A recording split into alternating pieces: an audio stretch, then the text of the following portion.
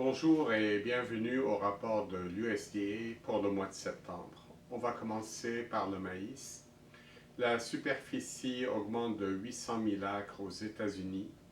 Le rendement baisse de 175,1 à 173,8 boisseaux de l'acre, ce qui fait que l'estimation de la production est quasiment inchangée à 15,13 milliards de boisseaux, soit une hausse de 10,2% par rapport à l'an passé.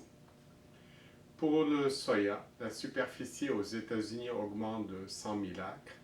Le rendement baisse de 50,9 à 50,1 boisseaux de l'acre, ce qui fait que la production diminue de 59 millions de boisseaux pour s'établir à 4,15 milliards de boisseaux, comparativement à 4,28 milliards de boisseaux l'an passé. Les stocks de soya sont en baisse de 10 millions de boisseaux en 2023 et de 25 millions de boisseaux en 2024.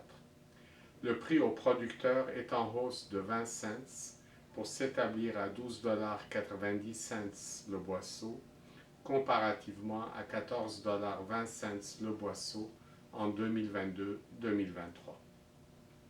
Passons maintenant à l'international. La production de blé diminue de 3 millions de tonnes en Australie, de 2 millions de tonnes au Canada, d'1 million de tonnes en Argentine et en Europe, et elle augmente d'1,5 million de tonnes en Ukraine. Pour ce qui est des exportations de blé, celles-ci sont à la baisse de 2,5 millions de tonnes en Australie, 1,5 million de tonnes au Canada, 1 million de tonnes en Europe, 500 000 tonnes en Argentine.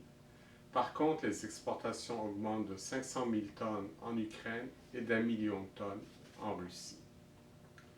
Par ailleurs, la production brésilienne de maïs augmente de 2 millions de tonnes pour s'établir à un niveau record de 137 millions de tonnes, ce qui fait que les exportations brésiliennes de maïs augmentent d'1 million de tonnes pour atteindre un niveau record de 57 millions de tonnes, comparativement à 52 millions de tonnes seulement pour les États-Unis, ce qui fait que le Brésil devient le premier exportateur mondial de maïs.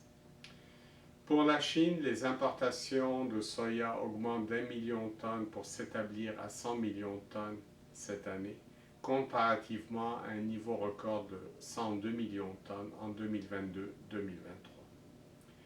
En conclusion, on peut dire que la seule surprise de ce rapport, c'est la hausse de la superficie américaine de maïs, qui était déjà très élevée. Voici ce qui conclut donc le rapport pour le mois de septembre. Au plaisir de vous retrouver en octobre.